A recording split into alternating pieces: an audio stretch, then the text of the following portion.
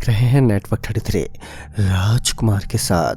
तो चलिए पढ़ते हैं आज की कहानी की ओर। दोस्तों, मेरा नाम विनोद है और ये कहानी है मेरे एक दोस्त शुभम की।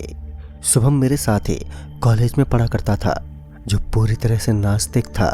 वो ना तो भगवान को मानता था और ना ही भूत प्रेत आत्माओं जैसी चीज़ों को। वो अक्सर भूत प्रेत आत्माओं जैसी चीज़ों का बहुत ही मजाक उड़ाया करता था। वो कहता था कि शैतानी शक्तियाँ जैसी कोई चीज़ नहीं होती, और अगर होती तो मुझे अब तक ज़रूर दिखते। वो जानबूझकर, चाहे रात हो या दिन, जंगल हो या शमशान हो या फिर कोई कब्रिस्तान हो, वो जानबूझकर यहाँ वहाँ घूमने जाया करता था। और कुछ बोलने पर वो कहता था कि देखो, अगर कोई आत्मा होती तो मुझे वो परेशान करते। अब क्योंकि वो नास्तिक था, जिस कारण वो चाहे साधु हो या फिर चाहे मौलवी हो, उन लोगों की बातों का भी बहुत मजाक उड़ाया करता था। और उसे अभी तक सच में कुछ भी नहीं हुआ था। एक दिन की बात है, वो दोपहर के समय अपने घर से निकलकर मेरे घर आ रहा था। तभी उसे रास्ते के एक चौराहे पर नींबू, पेड़ा, फूल और लाल कपड़ा रखा हुआ दिखा, जिसके चारों ओर हल्दी का एक घेरा बनाया हुआ था।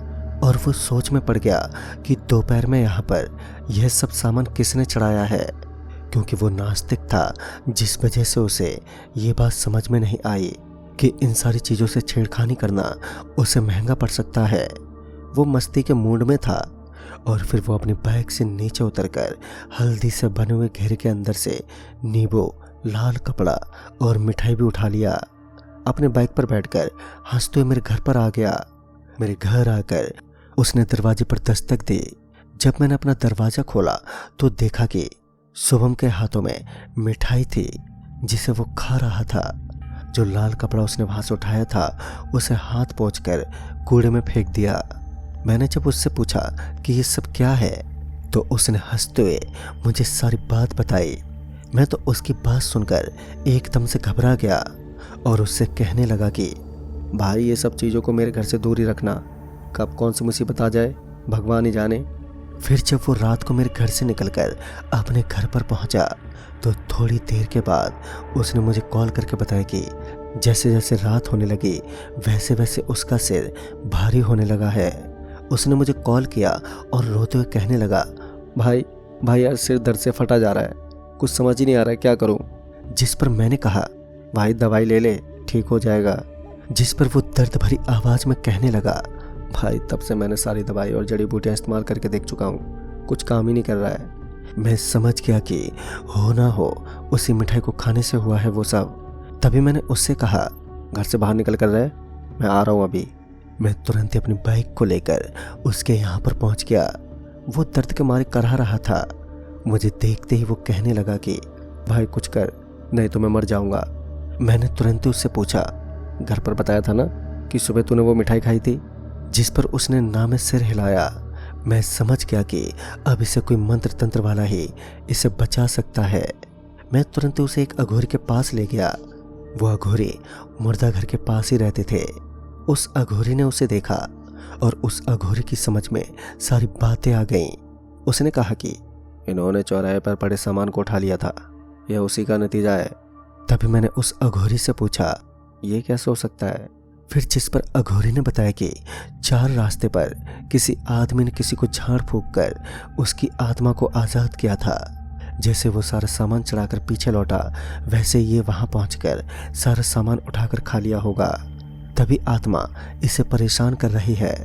मैंने तुरंत ही उस अघोरी बाबा से पूछा, बाबा इसका दर्द कैसे ठीक होगा?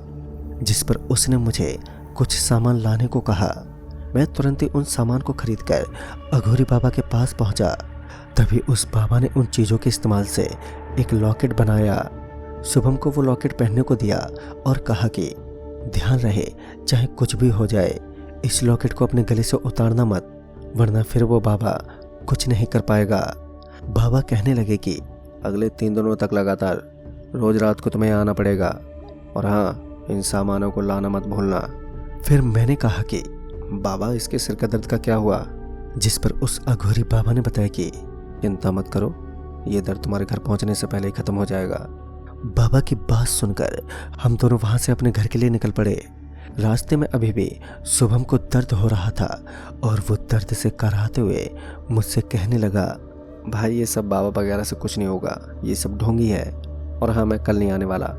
मैंने उसकी बातों का जवाब नहीं दिया और फिर हम दोनों घर पर आ गए। घर पर आते ही मैंने शुभम से पूछा कि दर्द हो रहा है क्या, तो वो भी हैरानी से मेरी ओर देखते हुए कहने लगा, भाई दर्द अचानक से गायब हो गया।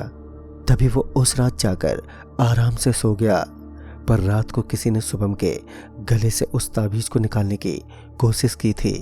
अचानक से शुभम की आंख खुल गई और वो डर के मारे इधर उधर देखने लगा, पर उसके सामने कोई भी नहीं था। जब शुभम ने अपने गले की तरफ देखा तो उसके गले के ऊपर दाग आ गए थे। ऐसा लग रहा था मानो किसी ने उस ताबीज को जोर से खींचकर निकालने की कोशिश की हो। इस बात से शुभम इतना ज़्यादा डर गया था कि उसे पूरी रात नींद ही नहीं आई और वो पूरी रात अपने घर के बाहर देखता रहा और फिर कब सुबह हो गई उसे खुद भी पता नहीं चला। सुबह होते ही उसने मुझे सारी बातें बताई और वो अब इन सब की वजह से काफ़ी डरा रहने लगा था।